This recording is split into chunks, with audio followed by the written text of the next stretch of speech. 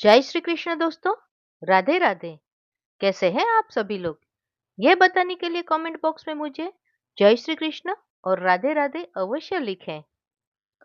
दोस्तों, गुप्त नवरात्रि आरंभ हो चुकी है और गुप्त नवरात्रों में हम कुछ गुप्त क्रिया ना करें, ऐसा कैसे हो सकता है?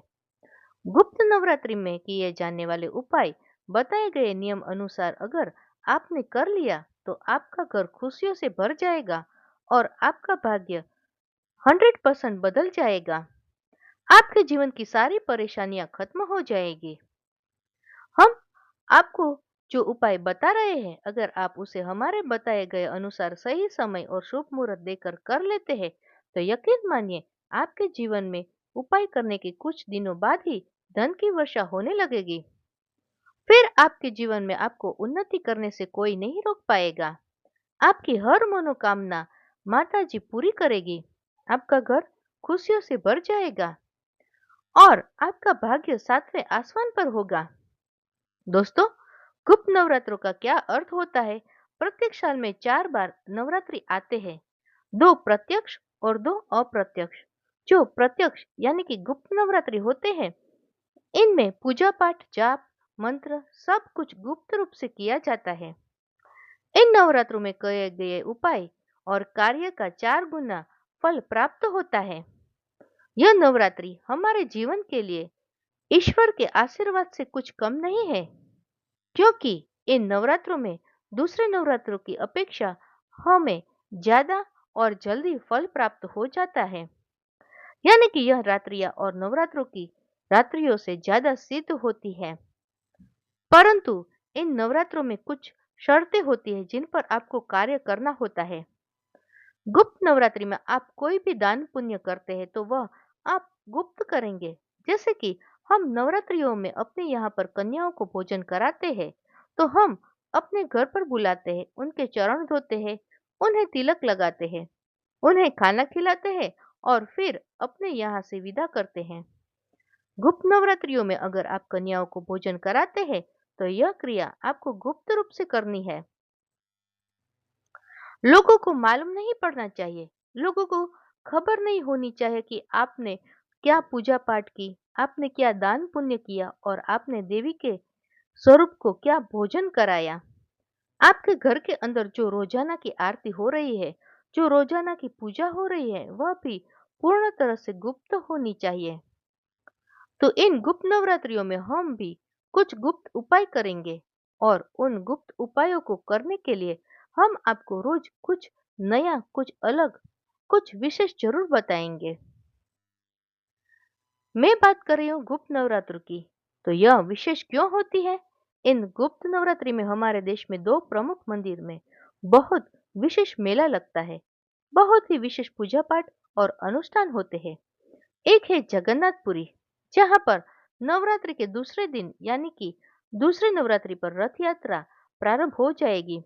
और फिर है माँ कामाख्या धाम, जहां पर माँ के दरबार में मेला लगेगा और 4 दिन के लिए माँ रजस्वला से होगी।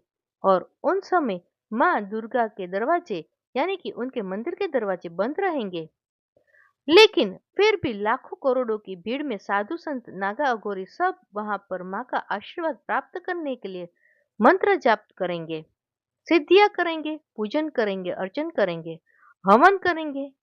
देखिए, गुप्त नवरात्रि कहीं ना कहीं हमें यह चीज भी सिखाती है कि अगर आपके पास अभाव है, आप रोजाना अच्छा भोग नहीं लगा सकते, आप रोजाना अच्छी अच्छी मालाओं का श्रृंगार नहीं कर सकते, अगर आप माँ की मूर्ति को अपने घर में स्थापित नहीं कर सकते, फिर भी आप अपने मन से, अपनी आत्मा से अपनी माँ के साथ जुड़कर मंत्र उच्चारण करके पूरे भक्ति भाव के साथ उनकी कृपा प्राप्त कर सकते हैं।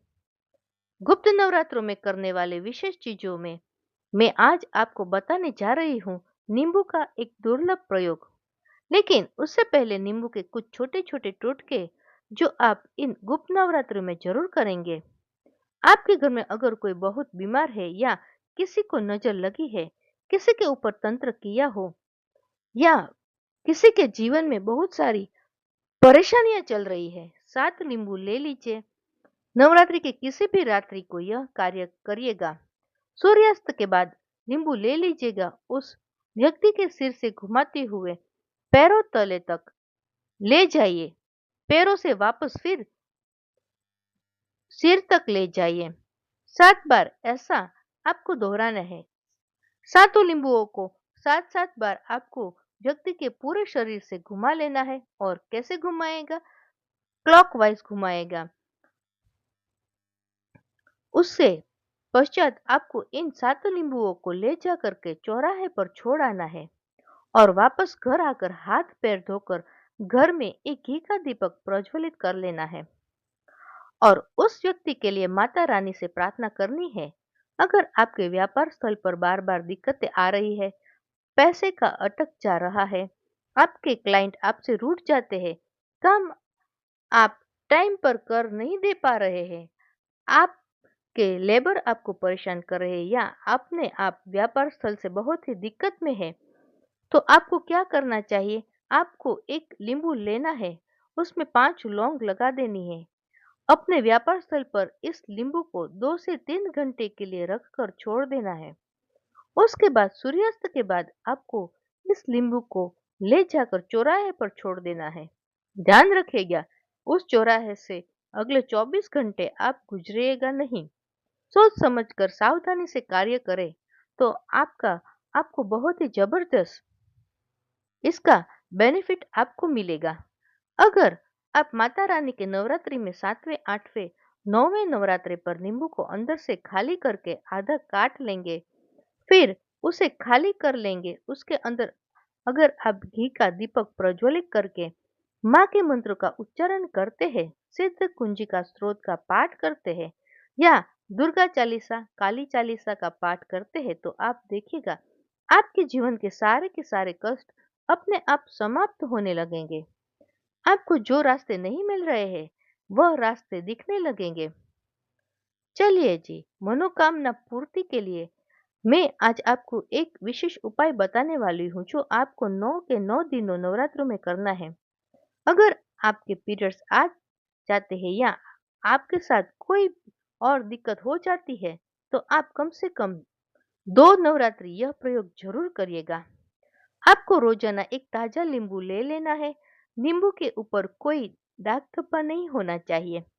नींबू को आधा काट लीजिए और उसके बाद उस नींबू को पहले आप रोली में यानी कि लाल वाले सिंदूर में अच्छे से लगा लीजिए। उसके बाद आप उसे हल्दी में लगा लीजिए।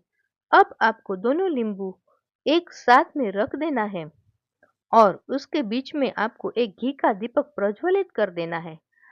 जब आप अपना पाठ कर ले, अपनी पूजा कर ले, जो भी आप करते हैं, जो भी आप पढ़ते हैं रोजाना, जो मंत्र उच्चारण करते हैं वह आप कर ले। उसके बाद आपको यह दोनों नींबू ले जाकर चौराहे पर पटक आना है। बहुत ही प्यार से यह कार्य करिएगा 9 दिन और उसके बाद हाथ जोड़कर माता रानी से प्रार्थना करें कि हे माता, हे नव दुर्गा, कृपया हमारे द्वारा किए गए उपाय और पूजन व्रत का स्वीकार करें।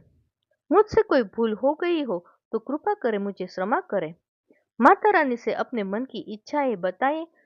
कृपया हमें और हमारे परिवार को आशीर्वाद दें और हमारे सभी दुखों को दूर करें। दोस्तों, फिर देखिएगा आपकी हर मनोकामनाएं, हर इच्छाएं माता रानी कैसे पूर्ण करती है। दोस्तों, ये थी आज की वीडियो। अगर आपको जानकारी अच्छी लगी हो और थोड़ी सी भी यूजफुल लगी हो तो अपने फ्रेंड्स और फैमिली मेंबर्स के साथ जरूर शेयर करें और आप भी पुण्य की प्राप्ति का सौभाग्य प्राप्त करें। दोस्तों, अगर वीडियो अच्छी लगी हो तो वीडियो को एक लाइक जरूर करिएगा। आपकी एक लाइक से हमारे ऐसे ही यूजफुल वीडियो लाने का मोटिवेशन बढ़ता है। दोस्तों, चैनल पर नए हैं तो चैनल को सब्सक्राइब जरूर कर लीजिएगा। मिलते हैं ऐसे ही यूजफुल वीडियो के साथ नेक्स्ट वीडियो में। तब तक के लिए स्वस्थ रहे, मस्त रहे और हमारी चैनल मोटिवेशन धर्म मार्ग के साथ जुड़े रहे। धन्यवाद।